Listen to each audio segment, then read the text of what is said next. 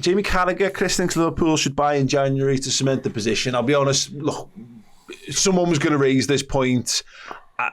I'm normally not totally bought in on this as a concept because I think it's a bit of low-hanging fruit.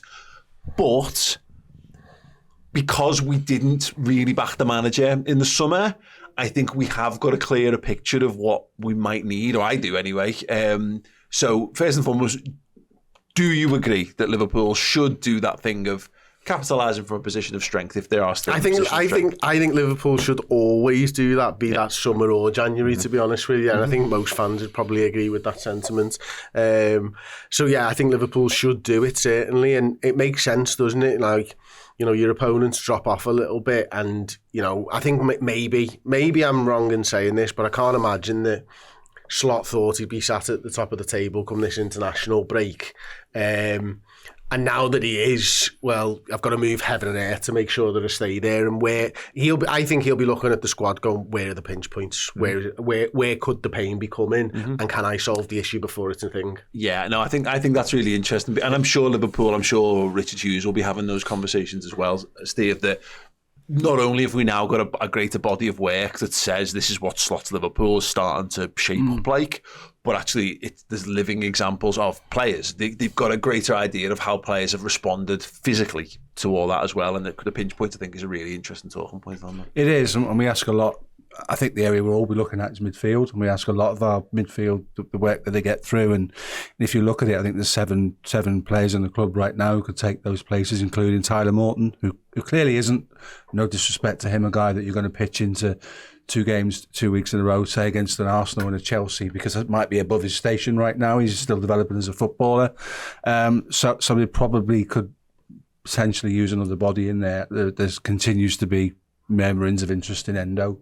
And if that ever came to something, you'd certainly need to fill that gap.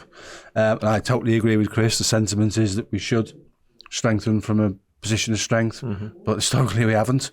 So we have to think about that might not happen. And there are 7 people's names you can put down for centre midfield berths, and there are teams in the Premier League that don't have 7 centre midfielders. So I think you have to caveat your wishes and your hopes with the reality of what we've done over the last 3 or 4 years. We need one, absolutely, because we need that extra touch of class in there when it's required. Who and what that looks like, I'm not sure, but I think it would be wise to do it. I think that's an interesting point. Do you agree with the midfield? Yes. Yeah, I do, actually. And one area of it in particular, which may come as somewhat of a surprise to some people, but it would be the 6 still, and who doesn't play when it's not Ryan Gravenberch. Yeah. Now, thankfully, we haven't really had to find out the answers to that, because Ryan Gravenberch has been fit, available, and ready and brilliant in most matches up until this point. But I think we need a similar type of profile player, and someone that brings similar qualities to what he offers us. And that's not to say that Tyler Morton nor Wataru Endo don't possess them, because I think they do, but nowhere near to the same degree, nowhere near to the same level. And Ryan Gravenberch has been exceptional. There's no reason for me to sit here and say that won't continue, but the sheer amount of minutes that he's played compared to the last 2 seasons, I can't help but look at that and go, is that sustainable between now and the end of the season? We know Christmas is a historically chaotic period. The intensity is absolutely through the roof. And I just, not worry, but my only concern would be, I think we're covered in the forward areas. I think the 6th one, Chiesa being fit, would be nice. Yeah. And if it isn't him, you might have to do something alternatively there. Defensively, I've not really got an issue whatsoever, personally. I think when you look at Joe Gomez and Joel Quanto waiting in the wings to be centre-halves, perfectly okay with that. Likewise, the battle for the left-back, Conor Bradley's brilliant deputy to Trent Alexander-Arnold as well. So we know the goalkeeper department, there's no issue there whatsoever. So yeah, it would be the midfield, and it would be, if it's not Gravenberch, Harvey Elliott being fit will be a huge boost to the midfield numbers. Of course it will, but that's a 10 thing. Well, this is the interesting conversation, because there's a comment here from Clint Matthews. Says, what if Slot doesn't want any major signings? That's what he keeps saying anyhow in his press. I mean, he doesn't really keep saying that, does he? He actually says we have conversations all the time, and it's about, finding the right type, the right fit, and all that kind of thing. But it goes back to the pinch points of, actually, if Harvey Elliott becomes available, then we've managed to get by quite well so far. that would add an extra body for whom you've got to find minutes for Harvey Elliott all of a sudden. And I'm not, he doesn't play in the 6 necessarily, but it might free Szoboszlai up to play more in a double pivot and et cetera, et cetera. These go back to being a little bit of unknowns. But I would agree, Chris, that we're still in that situation where I think you could upgrade Endo, and Endo's actually being brought into football matches at the moment for us to help us see football games out. You could have someone who can do what he does theoretically, plus the stuff that Gravenberch is doing, and then, yeah, you don't need to bring him on to see out games. He starts games, and he's the complete sort of, you know, midfield picture or whatever. But go on, what you I think there's 2 places that I would look at. My priorities would be, it would be a 6 for Ryan Gravenberch, not to back him up. It would be a 6 that Arne Slot wants the perfect number 6 for his thing, and I think he's had an idea of who he wanted in the summer, and that was Martin Zubimendi, and that's the profile of player that he wants. Ryan Gravenberch is not that. Ryan Gravenberch can move and be more advanced. I'm fine with that because his particular skill set suits that role better for me. He has been sensational in what he is doing, but he has not gained us controlling games by keeping hold of the football.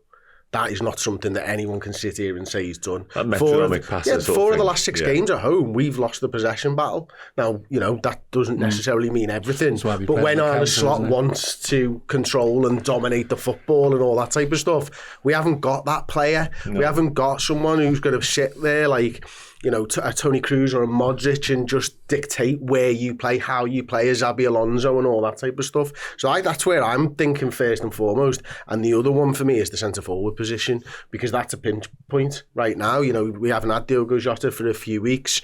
He is playing Luis Diaz up front already. How do you put a stamp on the side yourself? Did you really want a Nunes as a centre-forward profile of player? Did you want a Diogo Jota as a profile of player?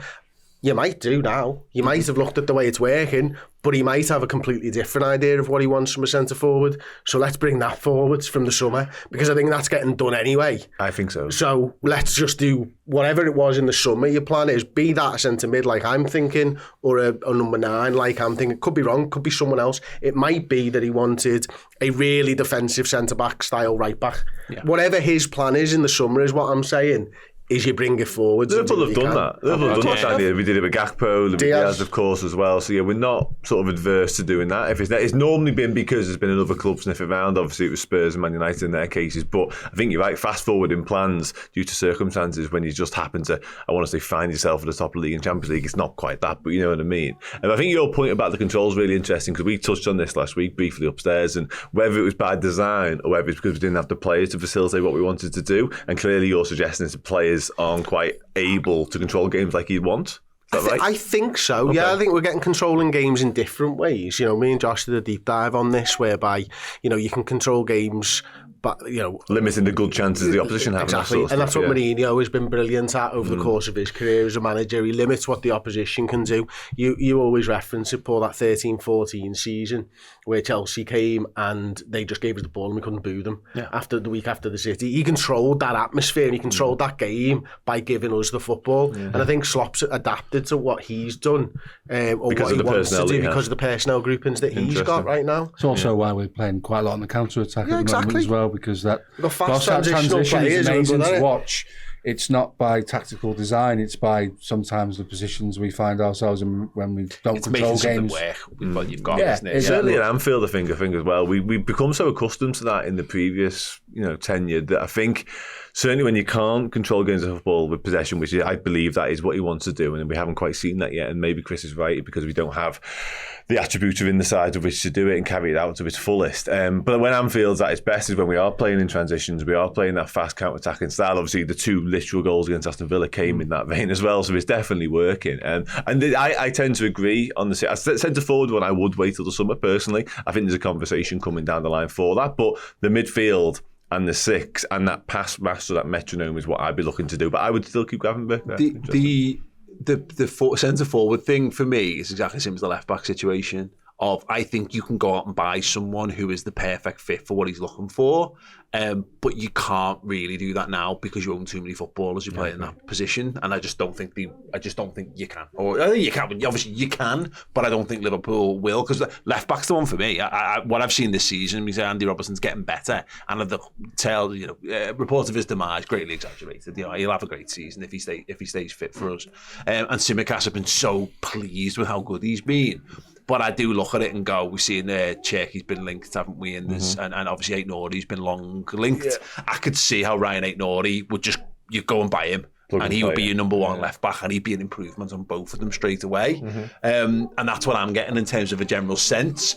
But I'm not sure that you'll do that in January because you still own Andy Robertson. That's kind of my point, though, isn't it? My point is fast forwarding your plans, not doing something outside of them. Yeah, 100%. So if you can, you do it. If you can't, I'm not actually sure you do. Well, everything's part of the plan in some regards, isn't it? But I do think that the pinch point, to use your expression again, is not at centre forward. It's probably at right wing, because that's the knock-on impact of Chiesa not being there. Yeah. Because if Chiesa's fit, he starts in the 9 and Diaz stays on the left, and then he doesn't have to go down that sort of pathway. Because I think he does clearly want someone who can be littler and trickier and a bit more. Doak. Well, yeah, 100%. Exactly, yeah. And I'm not sure Doak would necessarily have played centre forward for us, but it's. He determined that he didn't want a target man against Leverkusen, so he was going to put someone of that fit, and that could have been Salah, but you can't put Salah there because you've got no one of that quality to play on the right-hand side, and that's maybe a decision point in that one, because if you get someone who's really, really good to play out wide, like if we go and buy Anthony Gordon in January as an example, and then that might solve your problems, and he would be an example potentially of someone that you were going to go and buy in the summer. Anyway, my biggest, not issue, but my biggest sort of red flag against fast forward and summer plans, which I don't mind the concept of generally, is when you look at the centre forward area in the left back area, somebody's got to go. Like, I don't see how you can keep 3 centre forwards, 3 senior left backs. I don't see that happening in January. 7 senior attackers if you buy them. Well, yeah, exactly. I don't see how that you can make that happen in the mid-season window, personally. Like, for me, I think it'd be Costas for what it's worth when it comes around next summer. I think Andy Robertson stays on, his leadership qualities, his experience, that sticks around. And Costas goes, I'm not fighting for that number 1 berth again, off I go. You know what I mean? That's where I'm at. Centre forwards, can have a conversation about why I think the midfield is an easy one to do. It's not because Endo leaves either, by the way. I think Tyler Morton leaves on loan, and that frees up that spot that we're talking about, and you go and sign the person. Now, Bajcetic's development thereafter, sort of when his loans finishes, you have to deal with that down the road. But I think we need someone in that position personally. Yeah, that's what a few people mentioned, but Bajcetic in the comments there. He's not pulling up trees. No, exactly. Yeah, he said, I think we won't buy a 6 this January and wait for Bajcetic to come back. I believe he's got the same ceiling as Gravenberch, and he's younger than him as well, isn't he? So he might well do. It's just what's out there, isn't it? And I look at the Zubimendi thing. He never signed a new contract. It was part and parcel of why he was going to stay.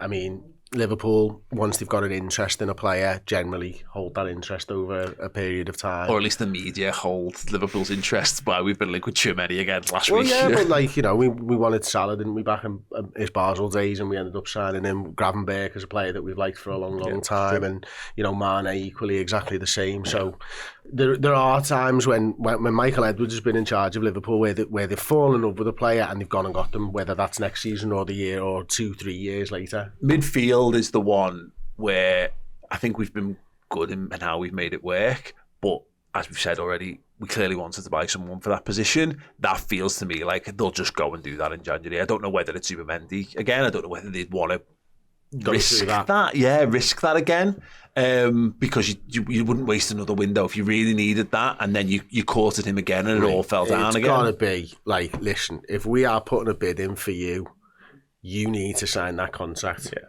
That's it, lads. And I need it written down before. You might have competition from City. We're not now, the only club now looking at him, are we? Yeah. There's rumours of Arsenal looking at him and City because of what he fits in there. profile Rodri's as well. not And City, yeah, Rodri. And he was a literal replacement for Rodri in the Euro final. Yeah. So if you wanted to replace Rodri, you just go and get him. And we won't get involved in any form of war over Well, I don't think you'll need salaries a or bit more anything. because of lease clauses. No, That'll but- be on him then, all on him. And we know how that ends, don't we? Yeah. So I'm not convinced by that. But I would do it. And I get your point on something you don't want to get into a messy transfer saga, certainly not in January when there's literally a month to do it. Like, that's just the last thing you want. At least there's an end time. That It's not is 3 true. months of messing around, is it? I'd be still looking at Adam Wharton at Palace. And I know he's not the greatest start of the season, but I think he had surgery in the summer. Great player, wonderful player, and fits all the things that we're talking about We're going to here. get English tax on that, though, aren't we? Yeah, but Palace are shit, aren't they? So this is true. Yeah, there's that. Look, that's the one that's not about fast forwarding plans or whatever. That's there's still a hole in the squad that can be filled. And you're right, Tyler Morton is a place card, and Endo's a bit of a place card for that as well. You could let both of them go if you got someone who's capable of being a first choice Liverpool midfielder. You'd let both of them go because there's no point. Because again, with Harvey Elliott coming back in, because this goes back to the minutes thing of at the moment, Gravenberch's playing nearly 13 and a half. 1,349 minutes, because I can't think of a more succinct way to say that. Only Van Dijk's played more, but Curtis is only really just starting to get on the board in terms of minutes for Liverpool. And again, once Elliott comes in there, cool. But yeah, one really, really good footballer there would be a difference maker for us, I think. I think so. Yeah.